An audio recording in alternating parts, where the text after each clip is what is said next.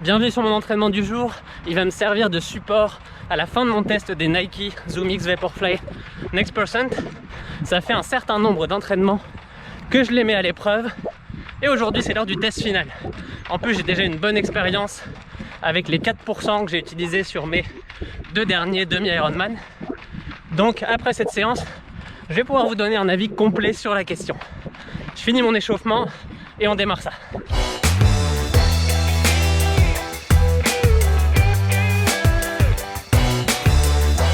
Ok, échauffement terminé, on va partir pour le test dont je vous parlais. Ce que je vais faire, c'est que je vais juste exécuter ma séance. Je dois faire 6 fois 2 minutes, allure 10 km, récup 1 minute. Donc ce que je vais faire, c'est que le premier, je vais le faire avec les Nike Zoom X Vaporfly. Le deuxième, je vais le faire avec une paire de chaussures habituelles. C'est les New Balance Fuel Cell. Je ne sais plus exactement le nom qu'elles ont, mais en tout cas, c'est une paire de chaussures qui a de l'amorti, qui va être vraiment confortable et qui ne va pas du tout être faite pour la vitesse. Donc je veux vraiment voir la différence qu'il va y avoir entre ces deux chaussures. Normalement, ça devrait être énorme.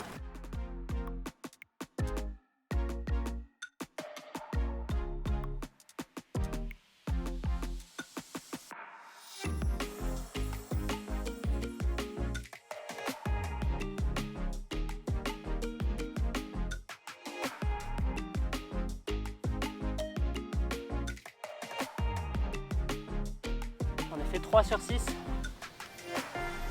On continue le test et je vous parlerai de tout ça après. Vraiment intense là, les 2 minutes à l'heure 10 km.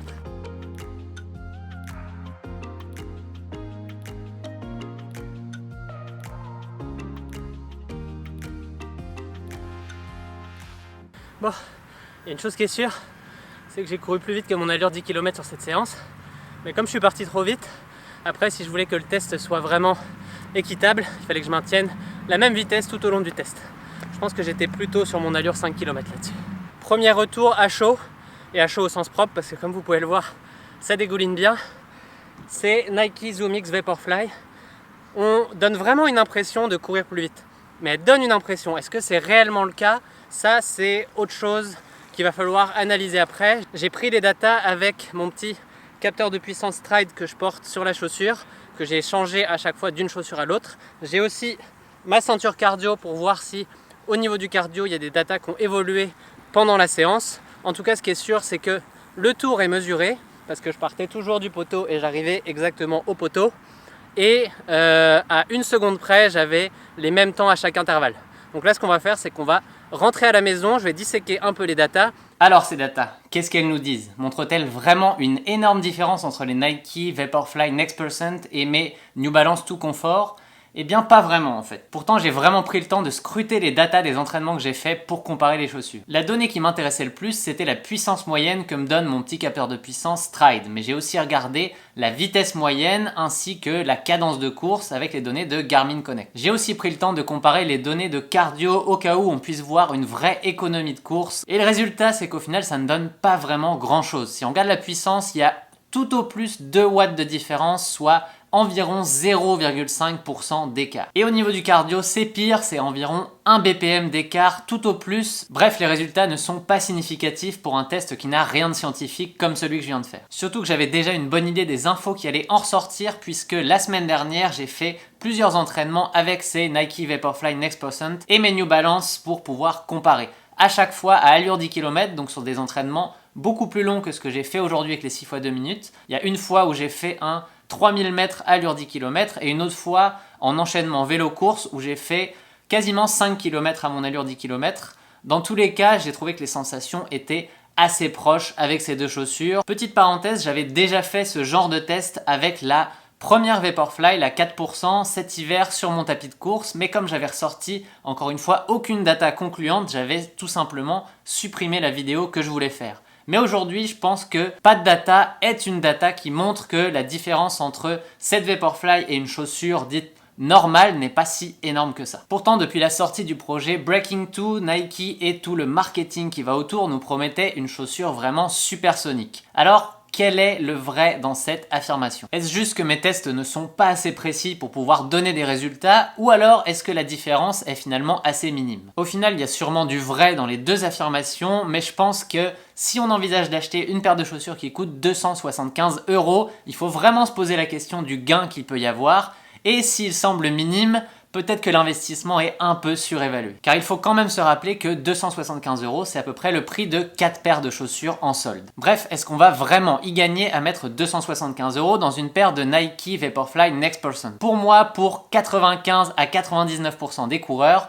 la réponse est non. C'est vraiment l'équivalent du triathlète qui va s'acheter le vélo le plus cher possible en espérant qu'il va améliorer ses performances grâce à ça. Évidemment, il va y avoir un gain, mais il faut surtout pas oublier que c'est le sportif qui utilise la technologie et pas l'inverse. Autrement dit, on pourrait donner une paire de Rangers à Eliud Kipchoge, il courrait toujours beaucoup plus vite que moi. Par contre, ne vous méprenez pas, je ne suis pas en train de détruire totalement la réputation de cette Vaporfly, je trouve même que c'est une bonne chaussure. Je suis juste en train de détruire le prix et tout le marketing qui est mis autour de cette chaussure. Car s'il semble difficile de mesurer un gain instantané avec une Nike Vaporfly Next Person, je pense vraiment que c'est sur le long terme, sur l'économie de course qu'on va pouvoir voir quelque chose d'intéressant. En fait, ce qui pour moi est le plus important avec ce type de chaussures, c'est qu'elles arrivent à résoudre un paradoxe. En effet, jusque-là, quand je faisais des tests de chaussures, j'opposais toujours le dynamisme de la chaussure, sa capacité à nous faire aller vite, garder notre vitesse, et le confort, l'amorti de la chaussure qui nous permet d'aller sur le long terme. J'opposais régulièrement ces deux qualités en disant qu'on ne pouvait pas avoir le beurre et l'argent du beurre. Et bien avec cette Nike Vaporfly Next Person,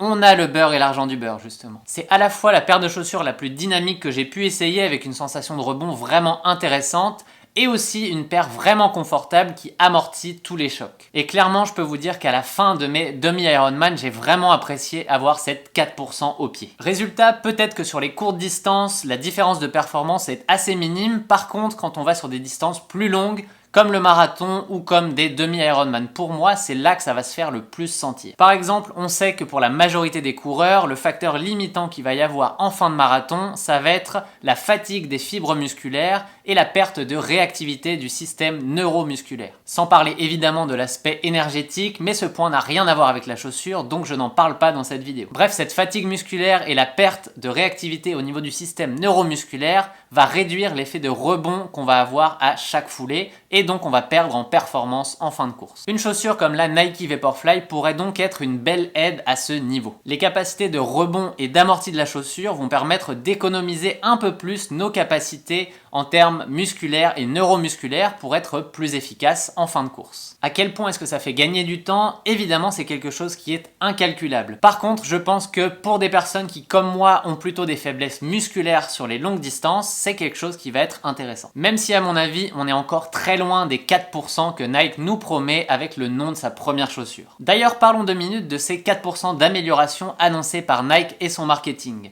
Il faut pas oublier qu'on ne parle pas de 4% d'amélioration de la performance en tant que telle, on parle de 4% d'amélioration du running economy, de l'économie de course. Si en plus on ajoute à ça que les chiffres ont été trouvés grâce à des études scientifiques financées directement par Nike, on peut se poser la question de leur véracité. Et le deuxième argument que Nike utilise dans son marketing, c'est de dire que cette chaussure a prouvé son efficacité avec tous les records qu'elle a battus. Et là encore, il y a un petit problème avec cette affirmation, car oui, les chronos sont bluffants, c'est sûr, mais ils ont été réalisés par les meilleurs coureurs au monde. C'est un peu comme si la marque Pignarello en vélo disait qu'elle a les meilleurs vélos au monde simplement parce que l'équipe Sky a gagné tous les derniers Tours de France en utilisant ces vélos. C'est normal puisque l'équipe Sky emploie aussi les meilleurs coureurs du monde, a le plus gros budget du peloton, ils ont tout pour réussir, donc ça ne prouve rien. Bref, pas suffisant pour moi pour valider l'hypothèse de ces 4% d'amélioration. Surtout que si on regarde la progression d'Eliud Kipchoge, la pièce maîtresse du marketing de Nike, les performances ne sont pas forcément en faveur de ce 4%. En effet, si on sait que le projet Breaking 2 a permis de s'approcher des 2 heures au marathon, il y a plein d'autres facteurs qui ont joué dans l'atteinte de ce chrono qui font qu'il ne peut pas être considéré comme un record officiel. Et si on regarde justement les chronos en course officielle, on voit que le record du monde a été battu en septembre dernier en 2h01 et 39 secondes. Alors oui, c'est un record du monde qui a été explosé, mais il a été explosé de seulement 1% à peine par rapport à l'ancienne marque. Ancienne marque qui avait été réalisée avec des Adidas Donc on n'est pas sur la même chaussure, donc il y a vraiment une comparaison possible. Surtout que si on regarde vraiment les performances d'Eliud Kipchoge, il est arrivé dès 2013 sur marathon avec un chrono de 2h04,05. Ça fait donc 5 ans qu'il avait un gros chrono dans les jambes, mais que ça attendait juste la bonne course pour pouvoir le sortir. En plus, il ne faut pas oublier que sur ce chrono de 2h04,05 en 2013, il avait la semelle intérieure de sa chaussure qui se faisait la malle. Bref, c'est certainement quelque chose qui a joué un petit peu sur sa performance. Ce record du monde est donc arrivé 5 ans plus tard, 5 ans où Eliud Kipchoge a couru uniquement des marathons, où il a été concentré au maximum pour progresser sur cette distance. Donc je ne peux pas croire que l'évolution de la performance soit juste due à la chaussure, c'est certainement dû à toutes les améliorations qu'il a fait dans son entraînement, à l'expérience qu'il a sur cette distance, autant en termes de vitesse de course, de gestion de son allure de course, que de sa nutrition et de comment gérer les semaines avant la course pour arriver au top. Bref, toute l'expérience qu'on a besoin pour optimiser ses chronos au marathon, c'est la même chose pour les pros que pour vous. La question, c'est donc de savoir qu'est-ce qui reste de cette amélioration de performance qui vient de la chaussure par rapport à tous les points que je viens de vous citer. Évidemment, on ne le saura jamais. Il y a sûrement une petite part, mais comme vous pouvez le voir, elle est assez minime. Et d'ailleurs, personnellement, je ne suis pas certain que ce gain va exister pour tout le monde, car la Nike Vaporfly est une chaussure à la géométrie vraiment spéciale qui ne va pas forcément convenir à toutes les foulées. Si on regarde un petit peu la géométrie de la chaussure, on va vite comprendre qu'il faut avoir une foulée assez spécifique pour pouvoir l'utiliser. Si on a une attaque talon, il faut que ça soit une attaque talon légère, proprioceptive, et pas une attaque talon prononcée. Et un deuxième point, c'est que si on veut exploiter correctement les qualités de rebond de la chaussure, il va falloir avoir une technique de course qui va être vraiment adaptée pour pouvoir l'utiliser à 100%. Bref, à mon avis, c'est une chaussure qui va être intéressante pour les coureurs expérimentés, qui sont solides dans leur foulée et qui veulent aller chercher des petits détails dans leur performance, mais clairement pas pour la majorité des coureurs. Investissez dans votre entraînement, dans la qualité de votre entraînement, ça sera bien plus efficace que de mettre autant d'argent dans une paire de chaussures. D'ailleurs, si vous me posez la question à moi en tant qu'athlète et pas en tant que running addict, je vous dirais que 250 € dans une paire de chaussures, clairement, je ne l'aurais pas mis si ça n'avait pas été pour faire ce type de vidéo. Et au final, à moins que cette vidéo fasse 500 000 vues ou plus, ça sera quand même un investissement à perte pour moi. En plus, un dernier point qui est à prendre en compte, c'est que cette Vaporfly s'use à la vitesse d'un pneu de Formule 1. Ok, ça semble beaucoup mieux sur la Next Percent, mais si on regarde ma 4% qui a à peine 80 km au compteur, et bah elle est déjà très usée. Évidemment, le fait que j'ai couru 2 demi-Ironman avec cette chaussure n'aide pas parce que quand on arrive sur la fin de course sur un demi-Ironman, la foulée est, comment dire, vraiment moins efficace que si on l'utilise au quotidien quand on est frais. Mais ça n'excuse rien pour moi quand on parle d'une paire de chaussures à 250 €. Bref, pour moi, c'est une chaussure que je garde quasiment uniquement pour les compétitions et pour les séances importantes. C'est un peu comme si vous vous rappelez du sketch de Gad Elmaleh. Eh, je te jure, 19 € le coca, tu l'attaques pas direct. Hein. Tu te balades un peu dans le resto, un peu avec comme ça. Aïe, 1 €.